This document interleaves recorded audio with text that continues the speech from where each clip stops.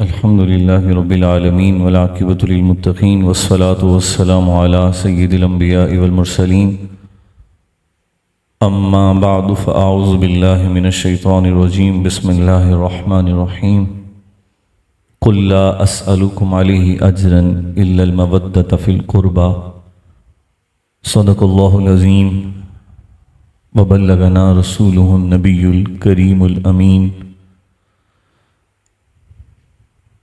مل کے پڑھیے الصلاۃ والسلام علیک یا سیدی یا رسول اللہ وعلی آلک و اصحابک یا سیدی یا حبیب اللہ الصلاۃ والسلام علیک یا سیدی یا خاتم النبیین وعلی آلک و اصحابک یا سیدی یا خاتم المعصومین۔ اللہ تبارک و تعالیٰ کی حمد و ثنا اور حضور نبی مکرم شفیع معظم احمد مجتبیٰ جناب محمد مصطفیٰ صلی اللہ تعالیٰ علیہ وبارک وسلم کے حضور ناز میں درود و سلام کا نذرانہ عرض کرنے کے بعد نہایت ہی واجب الاحترام معزز محتشم محترم سامعین گرامی، رب ذوالجلال کا بے حد فضل اور اس کا کرم ہے کہ اس نے ماہانہ درس قرآن کی اس نشست میں ہمیں شرکت کی سعادت عطا فرمائی ہے۔ یہ ماہ محرم الحرام کا ماہ مقدس ہے۔ ویسے تو اسلامی سال کا ایک ایک دن بڑی اہمیت کا حامل ہے، لیکن بالخصوص جب آغاز سال ہوتا ہے تو یہ پہلا مہینہ جس میں آغاز حضرت سیدنا عمر فاروق رضی اللہ تعالیٰ عنہ کی شہادت سے ہوتا ہے، اور پھر کربلا معلیٰ کا وہ سانحہ جس میں سرکار دو عالم صلی اللہ علیہ وسلم کے عظیم نواسے حضرت سیدنا امام حسین رضی اللہ تعالیٰ عنہ اپنے رفقاء کے ساتھ جام شہادت نوش فرماتے ہیں۔ تو یوں یہ تمام ماہ و روز ایام بڑی اہمیت کے حامل ہیں۔ کربلا کا تمام واقعہ اپنے سامنے رکھیے، وہاں کیا کچھ ہوا، کیا کچھ دیکھنے کو ملا۔ میں کوشش کروں گا کہ بڑے مختصر سے وقت میں آپ کو اہل بیت کے فضائل کے حوالے سے چند باتیں سنا سکوں، لیکن اس سے قبل میں یہ بات سمجھانا چاہتا ہوں کہ ان لوگوں پہ کتنی بڑی آزمائش آئی۔ اللہ کریم نے کلام مجید میں فرمایا وَلَنَبْلُوَنَّكُمْ بِشَيْءٍ مِّنَ الْخَوْفِ وَالْجُوعِ وَنَقْصٍ مِّنَ الْأَمْوَالِ وَالْأَنفُسِ وَالثَّمَرَاتِ، فرمایا ضرور ہم تمہیں آزمائیں گے، کچھ ڈر دے کے، کبھی تمہیں بھوک دے کے، کبھی مال میں کمی دے کے، کبھی اولاد دی تھی تو واپس لے کے۔ یہ ساری آزمائشیں تمہیں آئیں گی تو بچے گا کون؟ وَبَشِّرِ الصَّابِرِينَ، کامیاب وہ ہوگا جو صبر کر جائے گا۔ اب صبر کون کرے گا؟ صبر کا انداز کیا ہوگا؟ ایک میرا اور آپ کا انداز ہے کہ کوئی پریشانی آ جائے تو اگلے بندے کو ساری کہانی سنانے کے بعد کہتے ہیں میں تے صبر ہی کہتا ہے جی، پورا اس کو بتا کے نا یہ ہو گیا، نقصان ہے، کاروبار نہیں چل رہا، بچے بیمار ہیں، پڑھ نہیں رہے، سارا کچھ کرنے کے بعد کہتے ہیں میں صبر ہی کہتا ہے۔ صبر کی ہلکی سی تعریف ہی یہ ہے کہ جو صبر کر رہا ہو کسی کو پتہ ہی نہ چلے کہ یہ صبر کر رہا ہے۔ اگر میرا دکھ سارے زمانے کو پتہ چل گیا تو پھر میں کیسا صابر ہوں؟ رب فرماتا ہے جو صبر کر جائے اس کو ملے گا کیا؟ وَبَشِّرِ الصَّابِرِينَ، فرمایا اسے خوشخبری عطا فرما دو۔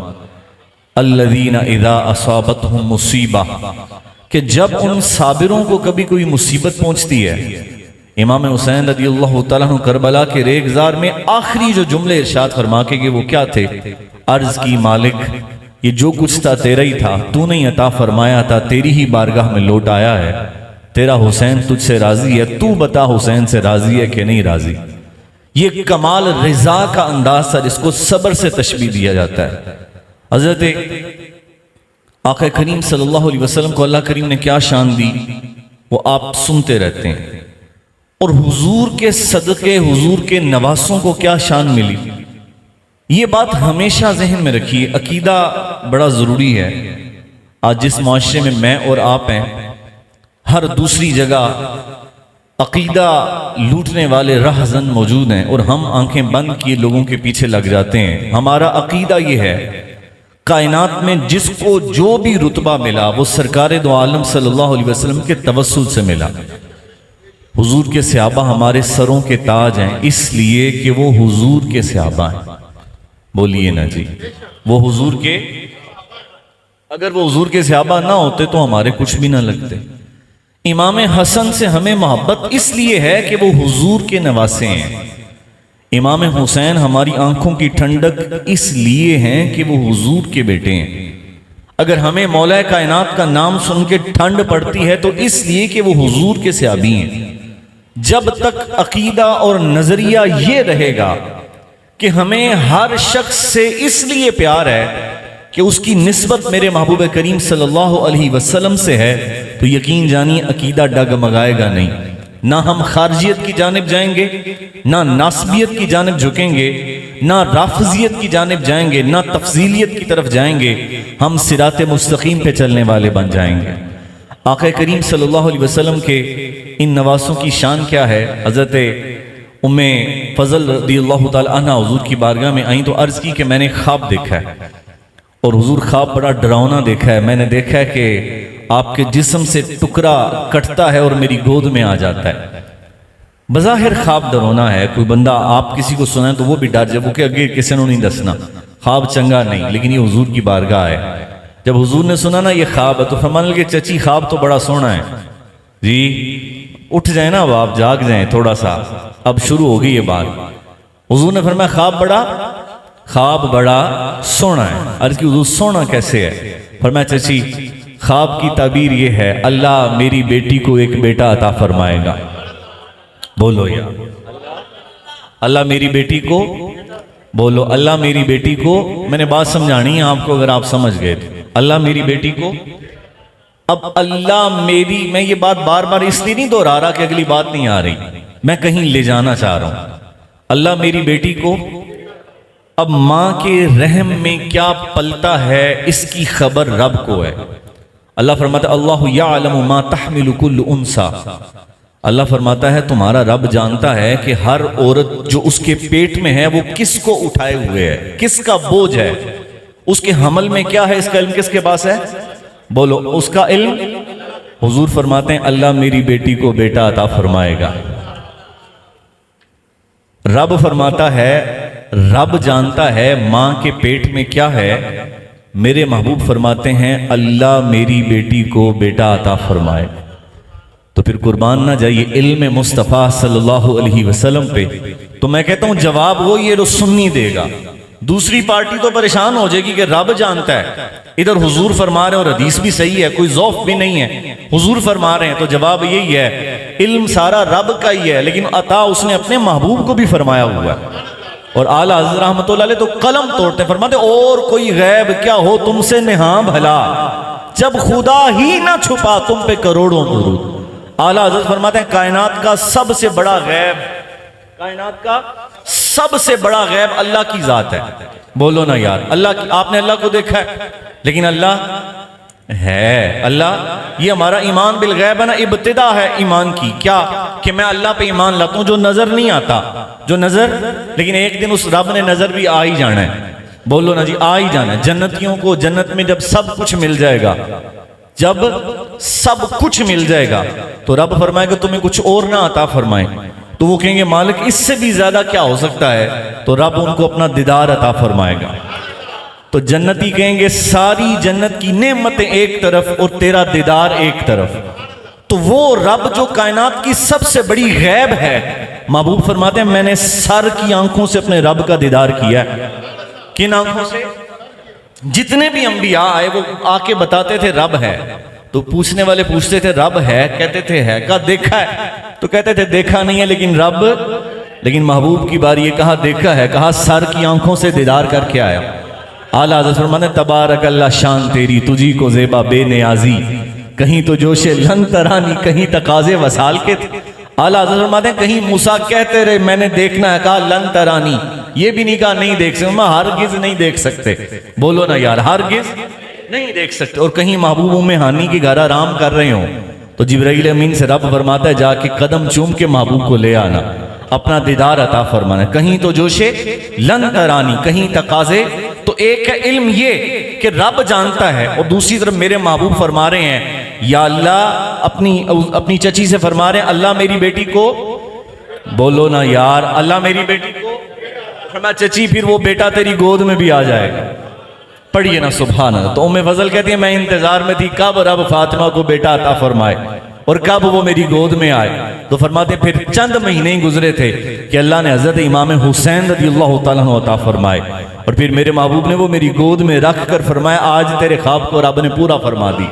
پڑھیے نا سبحان، کتنی اونچی شان ہے۔ اور یہ کمال دیکھیے، آج ہمارے ممبروں محراب پہ بھی شعر پڑھا جاتا ہے جن کو دھوکے سے کوفے بلایا گیا، اس قسم کے الفاظ میں پڑھ رہا تھا۔ امام حسین رضی اللہ تعالی عنہ جب ابھی دنیا میں تشریف نہیں لائے، حضور فرماتے تھے اللہ میرے ان شہزادوں کو شہادت عطا فرمائے گا، اور یار جن کی شہادت کی خبریں ان کے آنے سے پہلے آ گئی ہوں، جی جن کے آنے سے پہلے ان کی شہادت کی خبریں آئی ہوں، تو آج کوئی یہ کہے وہ شہادت سے بے خبر تھے، انہیں پتا تھا جو مرضی ہو جائے، جو محبوب نے فرما دیا ہے وہ ہو کے رہنا ہے۔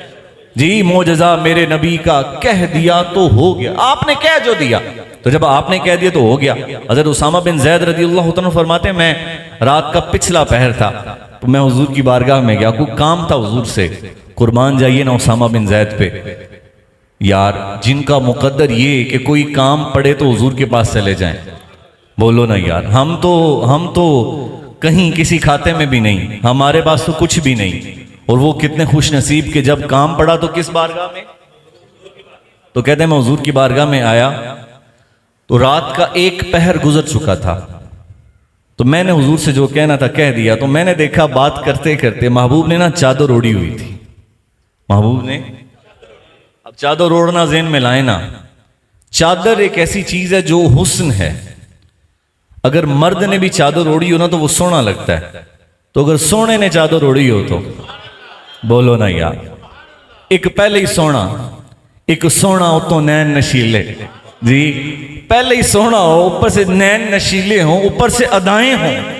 تو اسامہ بن زید کہتے ہیں میں حضور نے چادر اوڑی تھی، تو چادر اوڑے میں نے دیکھا کہ چادر کے اندر نا کوئی چیز حرکت کر رہی ہے، کبھی دائیں سے حرکت ہوتی ہے کبھی بائیں سے ہوتی ہے، تو کہتے ہیں میرے سے رہا نہیں گیا، میں نے کہا یا رسول اللہ ما ھذا الذی انت مشتمل علیہ، حضور مجھے بتائیے نا کہ یہ چادر کے اندر ہو کیا رہا ہے، آئے ہے پڑھیے نا صبح، اس کو بند ہی کر دیں، اس کو بند کر دیں، مزہ آ رہا ہے، پھر مزہ ختم ہو جائے گا، مجھے گرمی نہیں لگ رہی، جی پڑھیے نا سبحان اللہ، ملیں سبحان اللہ۔ کہتے ہیں میں نے پوچھ لیا حضور آپ بتائیے نا اس چادر کے اندر کیا ہے، تو کہتے ہیں حضور نے بتایا نہیں، حضور نے دکھا دیا، فکشف، حضور نے چادر کھول دی، تو چادر کھولی تو میں نے کیا دیکھا، ایک طرف امام حسن کو اٹھایا ہوا ہے، ایک طرف امام حسین رضی اللہ تعالیٰ کو اٹھایا ہوا ہے، پڑھیے نا سبحان اللہ، کیا کمال ہے، کیا حق ہے، رات کا ایک پہر گزر گیا ہے، اور حضور وہ ہیں کہ جن پہ نبوت کا اتنا بار ہے کہ ایک لمحہ بھی ایسا نہیں ہے کہ چلو ہم جس طرح کہتے ہیں کہ نیند نہیں آ رہی تو چلو کچھ کر لیں، یہ تو حال یہ ہے کہ رب خود فرماتا قم اللیل الا قلیلا، محبوب اتنی عبادت نہ کیا کرو، تھوڑا آرام بھی کر لیا کرو، یہ محبوب، اور رات کا پچھلا پہر اور اپنے شہزادوں کو گود میں اٹھایا ہے، تو اسامہ بن زید کہتے ہیں میں بڑا ہی راضی ہوا، تو اتنے میں میرے محبوب نے دعا فرما دی، اور دعا کیا فرمائی، اللہم انی احبہما، پڑھیے نا سو، میں ترجمہ کرتا ہوں اس کا ساتھ، یا اللہ میں ان دونوں سے محبت کرتا ہوں،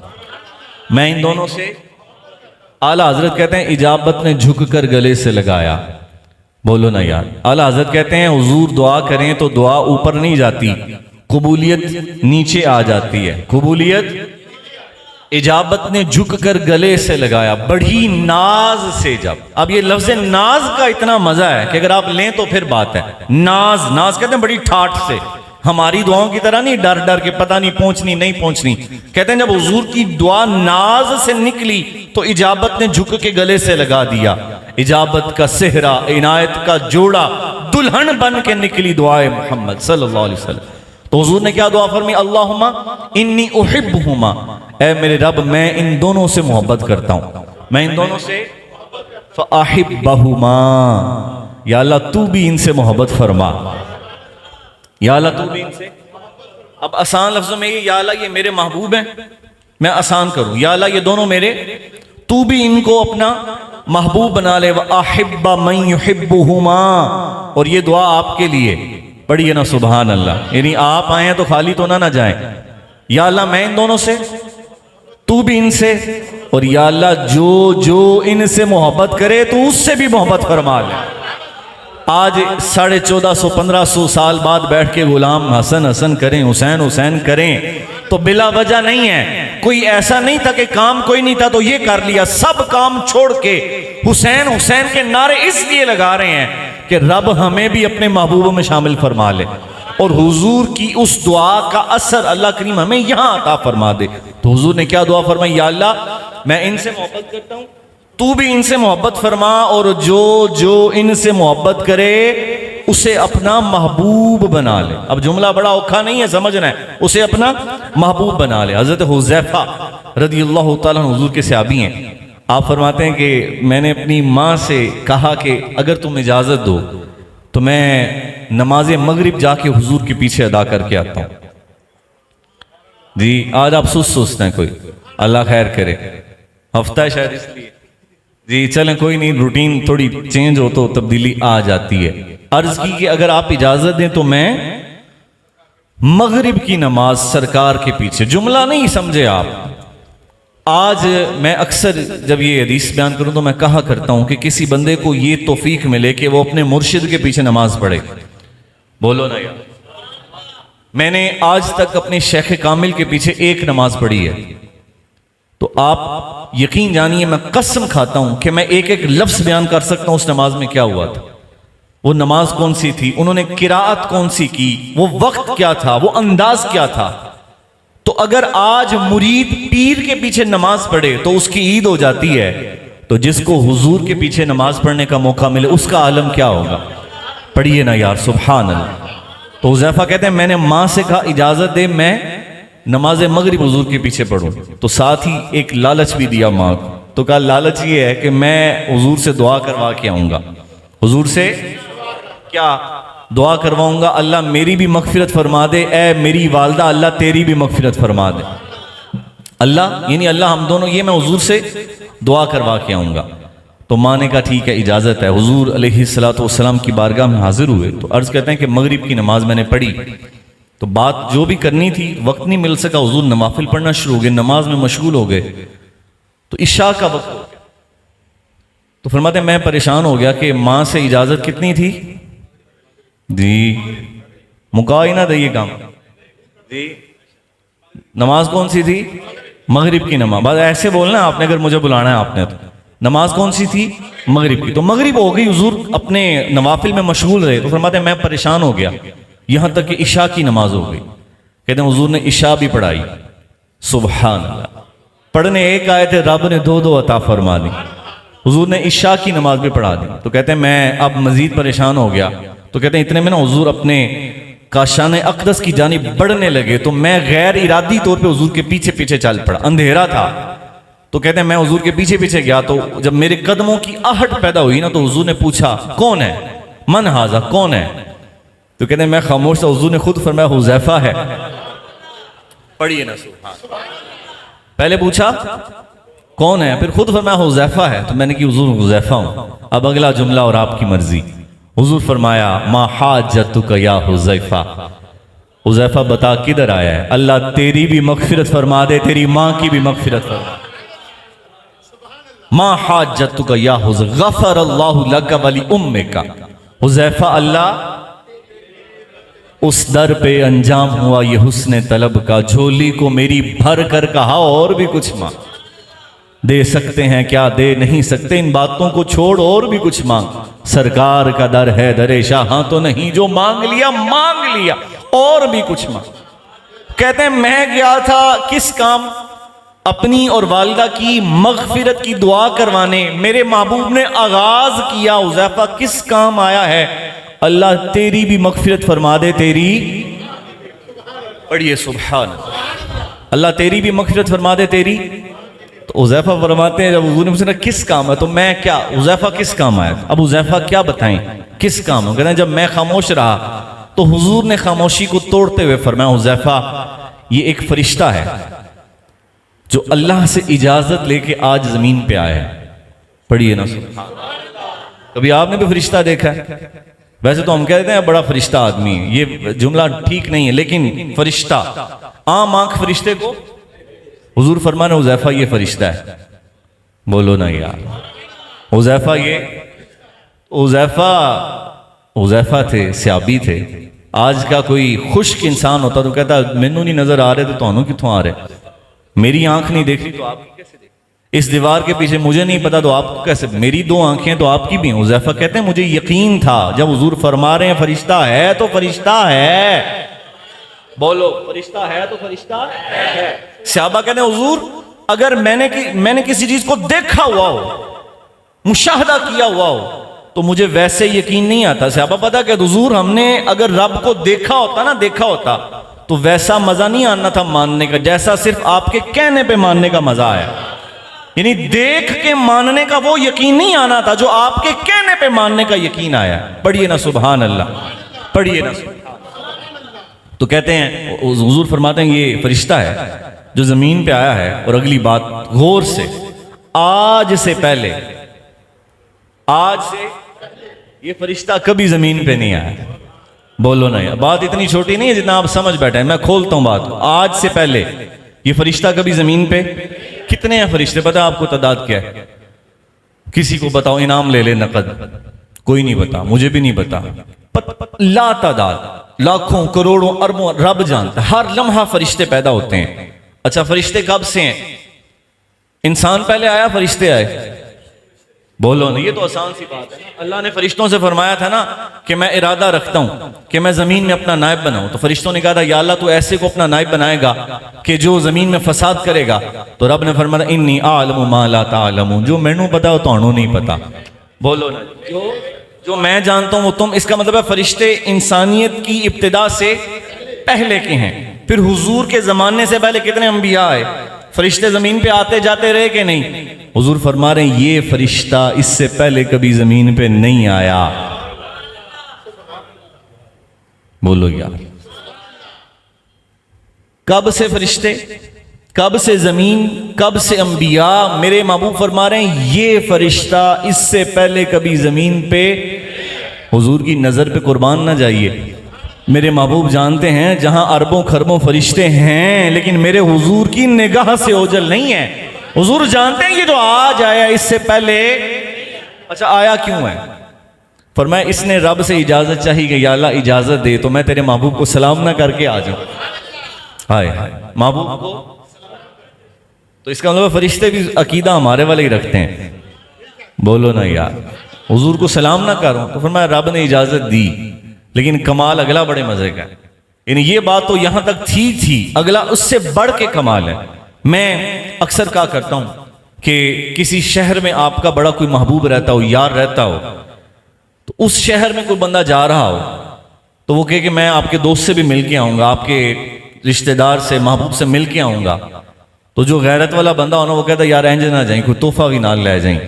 بولو ایسے ہی ہے نا. آپ کہیں گے چلو اس سے ملنا تو صحیح، تو ساتھ اس کو یہ تحفہ بھی دینا.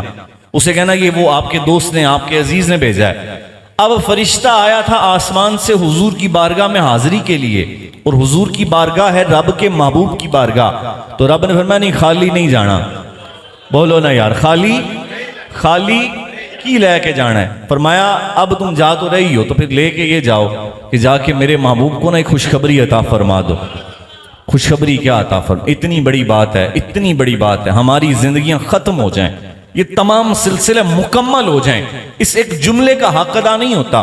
آج میں اور آپ یہاں بیٹھے ہیں، فجر اثر ظہر مغرب تمام نمازیں، صدقات و خیرات، رب سے ڈرنا، گناہوں سے بچنا، اس سب کے پیچھے لاجک ایک ہے، وجہ ایک ہے کہ رب ہمیں بخش دے، قیامت والے دن ہماری بخشش ہو جائے، یعنی جنت مل جائے. ایسے ہی ہے. بولو نا ہمیں جنت مل جائے. تو جس جنت کے لیے میں اور آپ اور کائنات کی ہر شے کوشاں رہتی ہے، اس جنت کی ملکیت رب نے امام حسن و حسین کو عطا فرما دی. وہ مالک ہیں جنت کے. کیسے مالک ہیں؟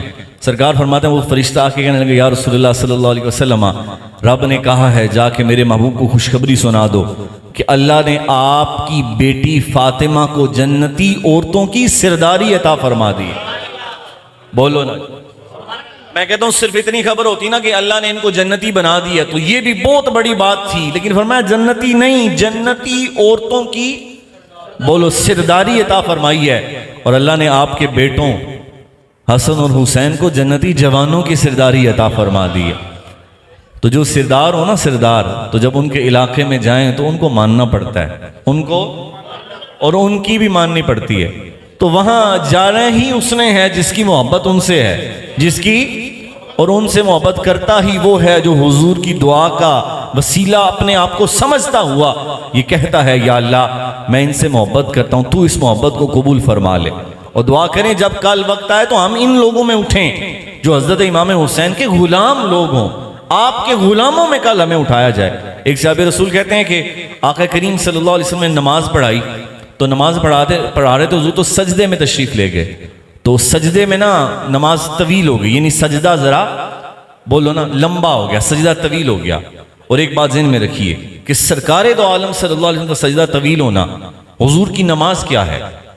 اللہ ہر مومن کو یہ شان عطا فرمائی. حضور فرمایا الصلاۃ معراج بول لیں نا جی، کو حدیثیں بھی یاد ہونی چاہیے تھوڑی. الصلاۃ معراج المؤمنین، نماز مومن کی تو میری اور آپ کی نماز معراج ہے، تو معراج والے مصطفیٰ کی نماز کیا ہوگی؟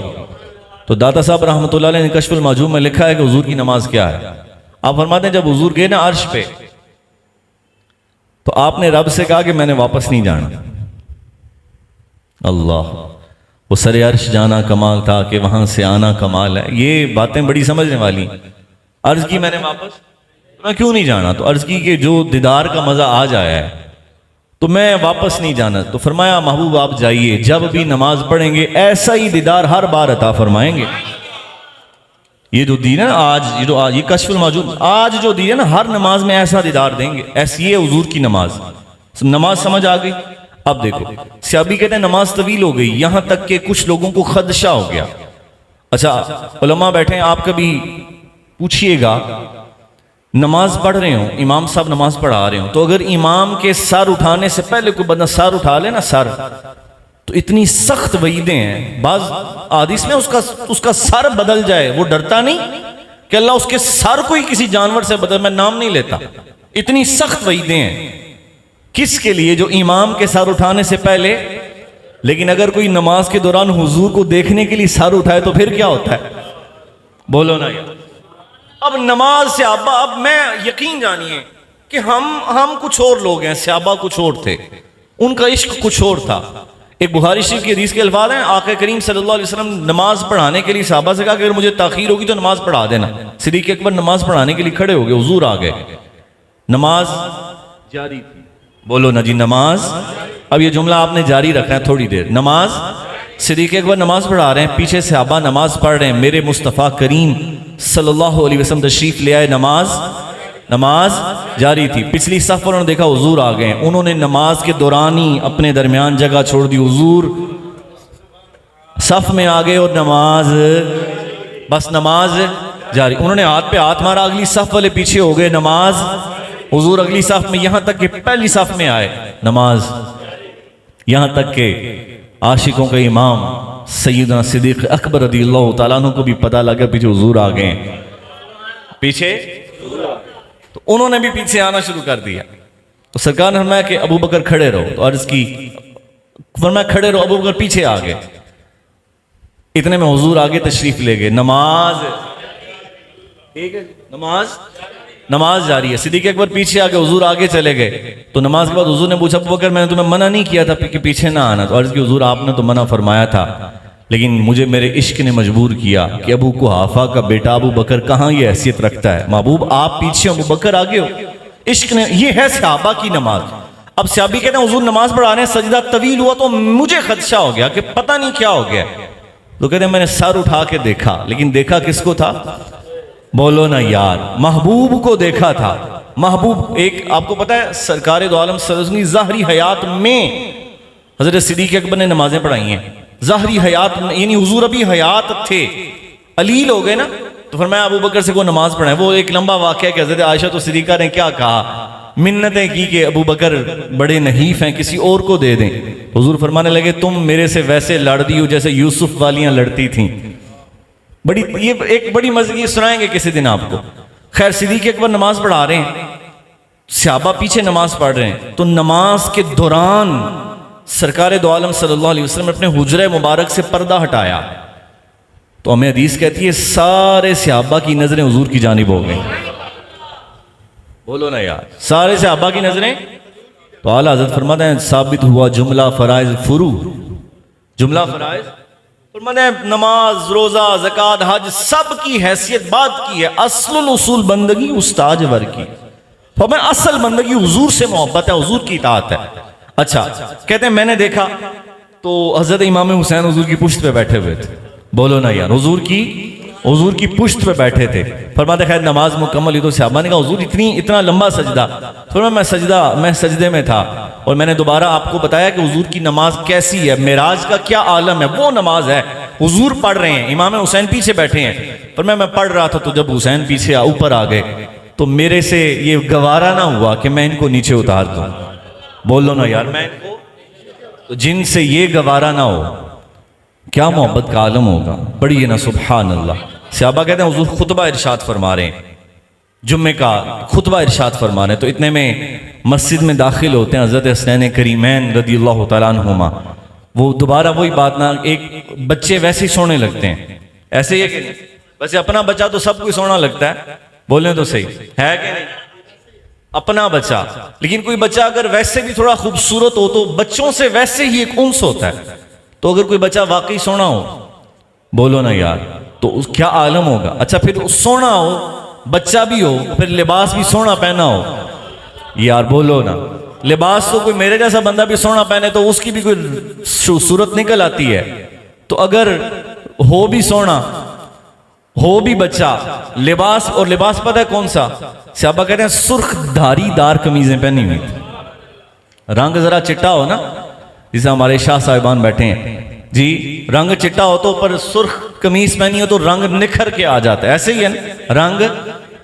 تو حضرت حسنین کریمین ہوں، اور حسن کیا ہے، صحابہ کہتے ہیں کہ یہ کتنے سونے تھے، یعنی امام حسن اور حسین کتنے سونے تھے. بولو نا یار، پتہ ہونا چاہیے نا جن سے محبت ہو وہ کیسے تھے، کتنے سونے. تو کہتے ہیں ایک سر سے سینے تک میرے محبوب جیسے تھے، ایک سینے سے قدمین تک حضور جیسے تھے. تو جن کا بظاہر حلیہ بھی محبوب جیسا ہو وہ کتنے سونے ہوں گے. تو کہتے ہیں سونے، پھر بچے، پھر لباس سونا. پھر مسجد میں داخل ہوئے تو چلتے چلتے گر گئے، زمین پہ تشریف لے آئے. حضور خطبہ دے رہے ہیں، پڑھیے نا سبحان اللہ. حضور خطبہ دے رہے ہیں، محبوب نے خطبہ ترک فرمایا، نیچے خود اترے. حالانکہ حضور اشارہ ابرو فرمائیں تو جبرائیل امین آ جائیں. بولو نا یار، جبرائیل امین حاضر ہو، اور وہ بھی بات کر کے پھر بات مکمل کرتے ہیں. جبرائیل امین حاضر ہو جائیں، لیکن حضور خود اترے، دونوں کو اپنے گلے سے لگایا، گود میں اٹھایا، پھر واپس آئے اور فرمایا اللہ نے سچ فرمایا ہے. کیا فرمایا؟ اللہ نے سچ فرمایا انما اموالکم و اولادکم فتنہ. فرمایا اللہ نے سچ فرمایا تمہارے مال اور اولاد تمہارے لیے آزمائش ہیں. فرمایا جب یہ گرے تو میرے سے دیکھا نہیں گیا، میرے سے دیکھ. اور آخری بات، آقا کریم صلی اللہ علیہ وسلم یہ سونے سونے نواسے. وقت ہمارا مکمل ہو گیا، چلیں ایک بات ہی تاخیر کی، بس ایک بات، آخری بات. یہ نواسے کشتی لڑ رہے ہیں، پڑھیے نا کیا لڑ رہے ہیں. بچے کھیلتے ہیں نا آپس میں محبت سے ایک دوسرے کے ساتھ. تو یہ بھی ایک اصول ہے تربیت اولاد کے حوالے سے کہ تربیت اس انداز میں. تو بچے کشتی کر رہے ہیں، تو کشتی کر رہے ہیں تو ناظرین میں کون ہیں؟ میرے محبوب کریم صلی اللہ علیہ وسلم ہیں، مولا کائنات ہیں، سیدہ زہرا پاک ہیں. تو حضور تھوڑی تھوڑی دیر بعد نا حضرت حسن کو فرماتے ہیں حیا حسن. کیا فرماتے ہیں؟ میں مطلب بتاتا ہوں، پڑھیے تو صحیح سبحان اللہ. کیا فرماتے ہیں؟ حیا حسن. حیا حسن کا مطلب ہے بلے بلے، حسن شاباش، حسن بلے، حسن یوں کرو، حسن یوں کرو. اور آپ جانتے ہیں کہ حضرت امام حسن رضی اللہ تعالیٰ عنہ کی جو عمر مبارک ہے وہ امام حسین سے بڑی ہے. آپ بڑے ہیں عمر میں اور امام حسین عمر میں چھوٹے ہیں. حضرت فاطمہ تو زہرا پریشان ہو گئیں، عرض کی ابا جی حسین جو ہیں یہ عمر میں چھوٹے ہیں. بولو نا، عمر میں، اور بیٹے دونوں ہی آپ کے ہیں. بیٹے دونوں ہی آپ کے ہیں، یہ عمر میں چھوٹے ہیں، چلو یا تو آپ کسی کو بھی نہ بتاتے، یا پھر اگر بتانا تھا تو حسین کو بتاتے کہ وہ عمر میں چھوٹے ہیں۔ تو محبوب فرمانے لگے فاطمہ تم پریشان ہو گئی ہو، تیرا کیا خیال ہے کہ اگر میں حسن کو بتا رہا ہوں تو حسین کو کوئی نہیں بتا رہا؟ فرمایا یا جبریل، میں وہ دیکھو جبرائیل امین آئے ہوئے ہیں، جب میں کہتا ہوں حیا حسن تو جبرائیل کہتے ہیں حیا حسین حیا حسین حیا حسین۔ اب نکتہ سنو، جن کی کشتی کے وقت رب جبریل کو بھیج دیتا ہو، بولو نا یار، جن کی کشتی کے وقت رب آسمان سے جبرائیل امین کو بھیج دیتا ہو، جب وہ قرآن پڑھتے ہوں گے تو عالم کیا ہوتا ہو؟ اور پھر قرآن کب پڑھا؟ ساری زندگی اتنی نعمتیں اور اتنے مزے اور اتنا سکون جو زندگی میں پایا، تو حق کیسا ادا کیا کہ نیزے کی نوک پہ بھی قرآن سنا کے گئے اور دنیا کو بتا کے گئے کہ جس کی شان جتنی اونچی ہوتی ہے اس کا امتحان بھی اتنا اونچا ہوتا ہے۔ ہم 5 نمازیں جس دن پڑھ لیں تو ہمیں اس دن پوچھے کوئی نہ، ہاتھ ہی کوئی نہ لائے، 5 پوریاں پڑھ لیں۔ ہمارے ہاں جو بندہ نمازی ہے نا، نمازی، اس کا ذہن پتہ ہے کہ نہ میں بخار ہونا چاہیے جی، نہ ایکسیڈنٹ ہونا چاہیے، میں نماز پڑھنا یار، نہ اس کو چور پڑھنے چاہیے، اس کی بائک بھی نہیں پنکچر ہونی چاہیے، وہ نماز جو پڑھتا ہے۔ اور امام حسین بتا کے گئے جو رب کے ہاں جتنا مقبول ہوتا ہے آزمائشیں اتنی زیادہ آتی ہیں۔ بولو جی، آزمائشیں اتنی، اور آخری بات ہمیں آزمائشیں نہیں آتی، اور یہ بھی ذہن میں رکھ لیں ذرا، ہمیں وبال آتا ہے ہمارے گناہوں کا۔ دعا فرمائے اللہ ان پاکوں کا صدقہ ہمیں بھی پاکی عطا فرما دے۔ وما علینا الا البلاغ